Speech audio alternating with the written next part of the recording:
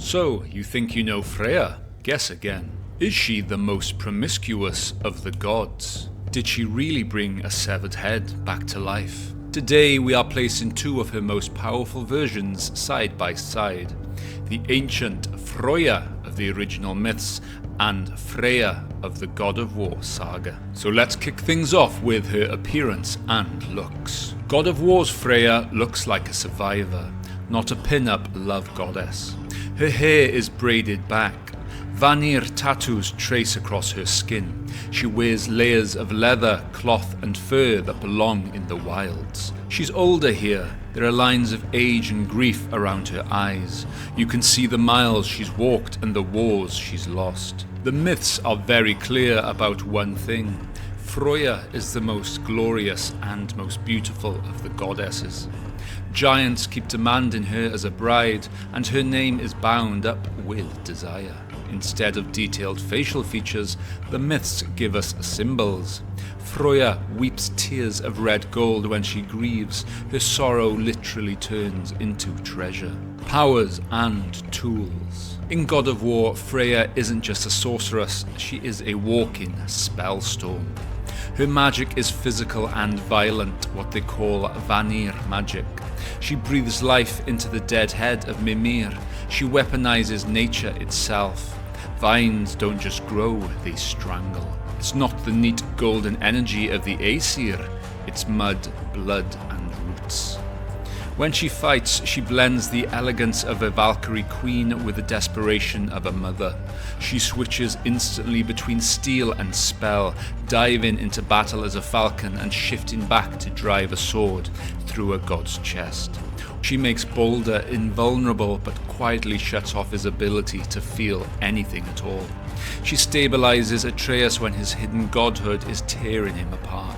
Even the frozen giant Thamur ends up as a canvas for her power, roots and branches ripping through ancient flesh and stone in the middle of a god's duel. The myths give her a toolkit that is less explosive and no boss fight spell list. She turns her worshipper into a boar, forces a giantess to recite his ancestry and pours him memory beer so he remembers it. In a later tale, she wins back her necklace by cursing mortal kings into an endless war where they die and rise again every night. Although, there are some pretty big question marks around this one. Her signature is Seidr, a trance magic tied to weaving fate and seeing the future. It was considered shameful and unmanly for men to practice. Yet it was so powerful that even Odin, the king of the gods, humbled himself to learn it from her. She also possesses a cloak of falcon feathers. In the myths, it's a magical object that allows the wearer to fly between worlds as a falcon. Character and personality. God of War's Freya is fierce, wounded and dangerous. She loves Balder, she helps Kratos and Atreus, but always on her terms. She's been used by Odin, trapped in Midgard, stripped of her Valkyrie wings and her old life. She's angry, guilty and stubborn. The myths give us someone just as messy. People call on her for love, fertility and protection, but her own love life is chaos. When her husband Othar disappears on long journeys, she wanders the world under many names and weeps tears of red gold. She refuses to be traded to a giant when he steals Mjolnir and demands her as a bride. Yet, in a later dwarf story, she spends 4 nights with 4 brothers to win a golden necklace they forged. In a poem, Loki goes for the jugular and accuses her of sleeping with every god and elf in the hall, even with her brother. She chooses warriors for her own hall and also blesses marriages and crops. She is lover and war goddess, comfort and chaos, family and relationships. In the games, Freya's life is basically a broken constellation of relationships. She's Vanir, not Aesir. She was once Odin's wife and in the game's lore, queen of his Valkyries. At the center of what's left is Balder, her son. When Kratos kills Balder to save her, her whole world collapses into grief and vengeance. Even in exile, she isn't fully alone. She keeps Hildisvini, a Vanir friend and advisor, literally at her side in the form of a boar. She's still tied to her old people through Freyr, her brother, now leading the Vanir resistance in Vanaheim. Then there's her found family. She starts as an ally to Kratos and Atreus, becomes their sworn enemy after Baldur's death, and then fights beside them against Odin in Ragnarok. In the myths, she's the daughter of Njord and possibly his sister, and sister to Freyr. Sent with them to Asgard after the Aesir-Vanir war, she's married to the wandering Other, and their daughters, Nos and Yersemi, are so beautiful that their names literally mean treasure and precious thing. And now, key interactions and parallels. The cat chariot. In the myths, Freya rides a chariot pulled by two large cats, a wild, sensual image of a goddess who moves between worlds with predators at her side. In the game, the cats are gone. Political peace deals. In the myth, Freya, Freyr and Njord are sent to Asgard as hostages after the Aesir-Vanir war. In the game, that idea becomes a marriage. Freya herself marries Odin as a political alliance between the Aesir and Vanir. She is the peace treaty. When that marriage shatters, so does any hope of real peace.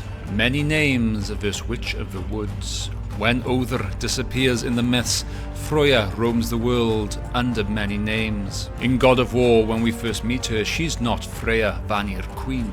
She's the Witch of the Woods. A new name, a mask she hides behind after Odin.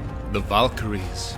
In the original myths, Freya is never literally called Queen of the Valkyries, but she does work that overlaps with theirs. God of War dials that up into a concrete title. In the game, Freya used to lead Odin's Valkyries. She's their queen until he curses her, rips away her wings, and the Valkyries spiral into corruption and imprisonment, where they live. In the myths, Freya's home base is the field Folkvangr, and her hall Sesrumnir, a great room in the world of the gods where she receives part of the battle slain. In the games, Freya lives hidden in the wild woods inside a giant turtle. Her hall isn't marble and gold, it's a living creature that can pull its head in, stand up and walk away. The necklace, Brisingamen. In the myths, Freya's most famous piece of jewelry is the golden necklace, Brisingamen. In God of War, Freya also wears a heavy central necklace, but the game never pauses to name it.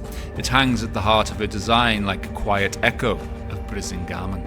And finally, death and destiny. Myth Freya isn't just about love, she's literally tied to who dies well.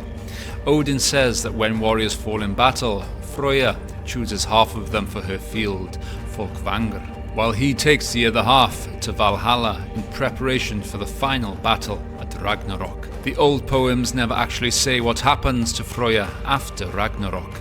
Odin, Thor and others are shown falling, and a handful of gods are named as survivors, but Freya simply drops out of the story, leaving her mystery to continue. God of War's Freya doesn't officially pick the battle slain, but she still sits in the blast radius of fate. Her biggest act is that curse. She makes Baldur invulnerable. It locks Freya into a world where her son can't die, and must die, for the story to move forward. And it drags Kratos and Atreus into a prophecy spiral, where killing Baldur becomes the tipping point for Ragnarok. She doesn't stand on battlefields choosing fallen warriors, but her choices decide who lives, who dies, and what those deaths trigger. Baldur's death, Odin's fall, the shape of the final war, all of them bend around Freya's decisions. So is God of War's Freya accurate? Not exactly, but it doesn't need to be. What it does brilliantly is take the real Freya's beauty, power, grief, magic, family and rage, and reassemble them into a character who feels like she stepped out of the myths.